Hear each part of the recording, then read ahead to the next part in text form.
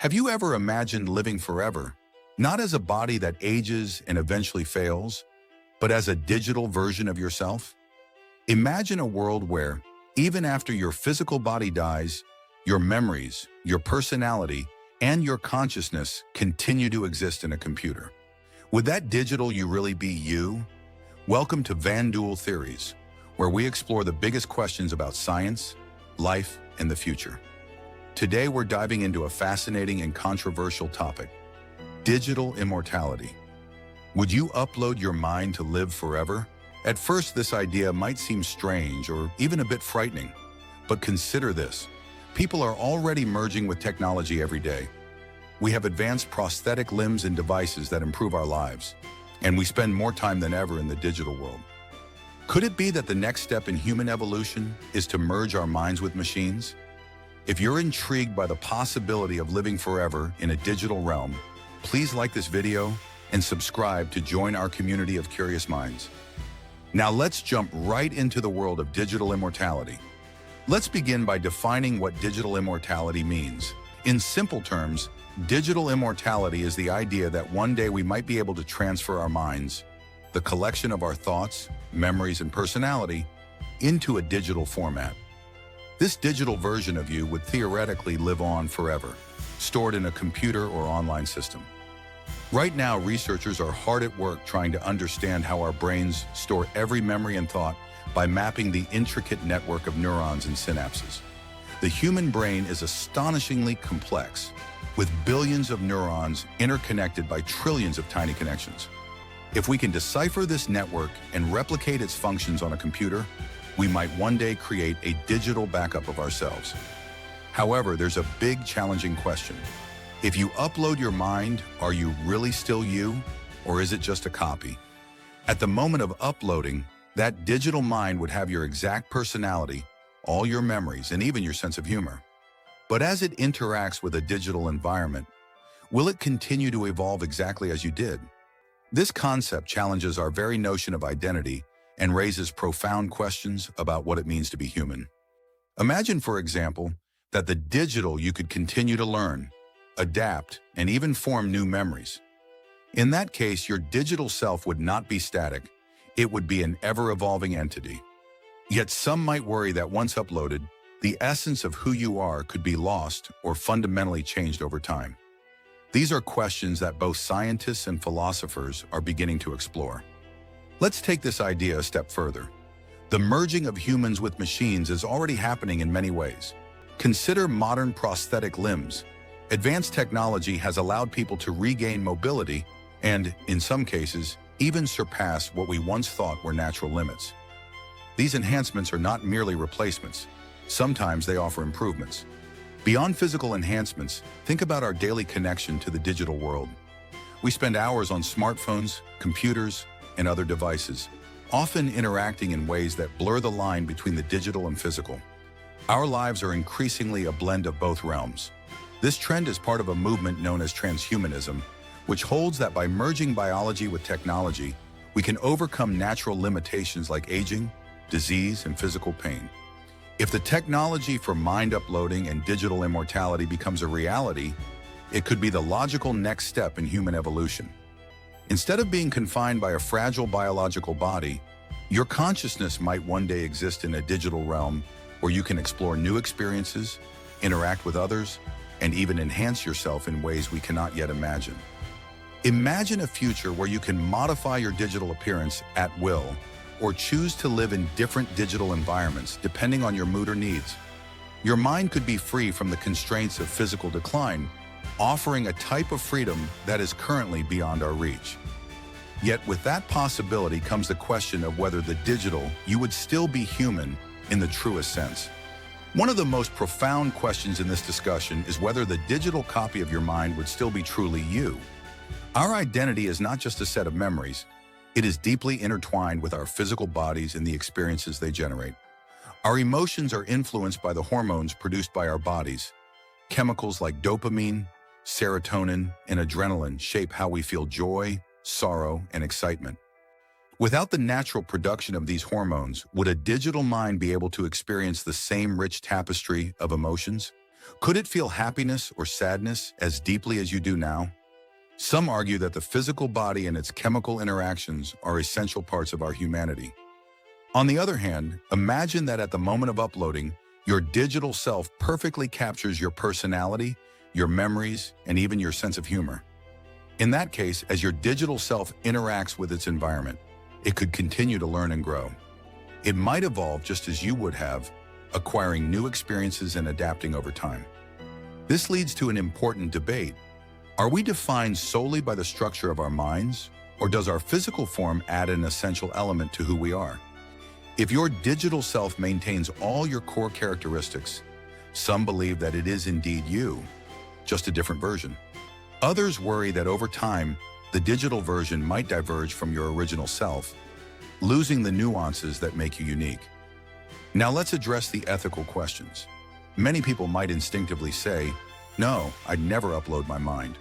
The idea of existing without a physical body is unsettling, and the risks seem high. But what if the situation were different? Imagine being diagnosed with a terminal illness, knowing that your time is running out.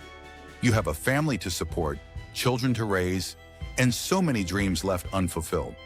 In such a desperate situation, might digital immortality become an option? Could uploading your mind provide a way for your loved ones to continue having a part of you in their lives, even if you no longer exist in a traditional, physical form? For some, the thought of leaving a legacy, of keeping your wisdom and personality alive, might outweigh the fear of losing the natural human experience.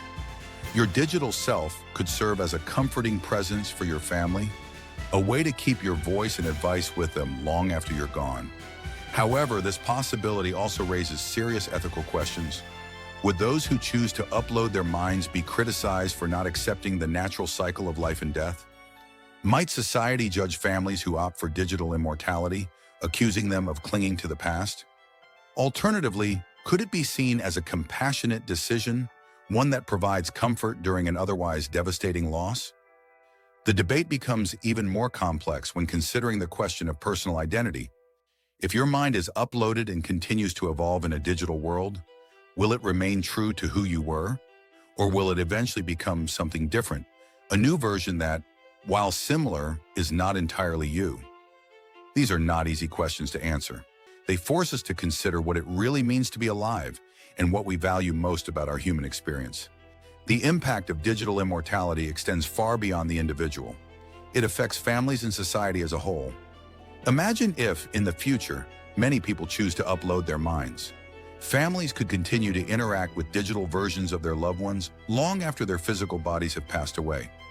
Would this be a source of comfort, or would it serve as a constant reminder of loss? Some might argue that having a digital copy of a loved one would ease the pain of grief. You could talk to them, ask for advice, or simply enjoy their company as you remember it. For many, this could be an invaluable way to preserve a cherished connection.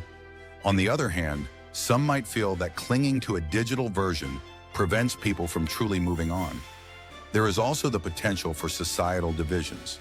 If digital immortality becomes available only to those who can afford it, we might see a future where only a select few can live forever. This could widen the gap between different social and economic groups. Furthermore, the question of personal identity resurfaces. If your digital self is modified by new experiences over time, will your family recognize you? Or will they feel like they're interacting with a stranger, someone who, despite having your memories, has grown apart from the person they once knew? These questions highlight the deep emotional and social implications of digital immortality. They remind us that even if the technology becomes possible, we must carefully consider the impact on relationships, on society, and on our own understanding of what it means to be human. Let's quickly review some of the benefits and risks. Digital immortality offers some enticing benefits. For one, it promises an escape from the limitations of a biological body, no aging, disease, or physical pain, allowing our minds to continue evolving indefinitely.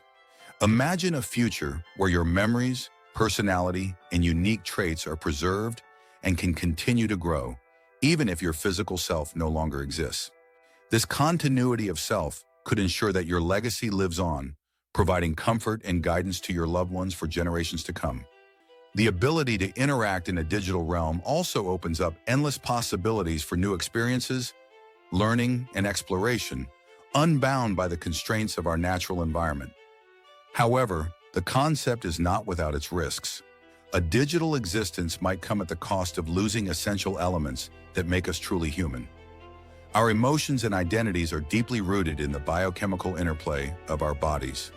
Hormones and physical sensations shape how we feel, connect, and perceive the world.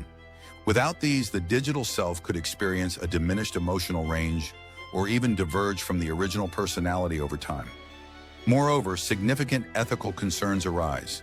Questions of access and fairness might lead to a society divided between those who can afford digital immortality and those who cannot. The possibility that the digital version might eventually stray from its original self challenges our very notion of identity and forces us to consider whether eternal digital life is worth the potential loss of our humanity. As technology advances at an unprecedented pace, ideas like mind uploading and merging with machines are moving closer to reality. We are already witnessing early steps with brain-computer interfaces and digital simulations that hint at what might be possible in the future. The big question remains, are we ready to embrace a future where our minds might live on in digital form? Even if the technology becomes available, society will have to grapple with profound ethical, emotional, and cultural challenges. Will digital immortality truly enhance our lives, or will it create new problems we're not prepared to solve? The journey toward digital immortality is not just a technical challenge, it's a deep, transformative process that will redefine what it means to be human.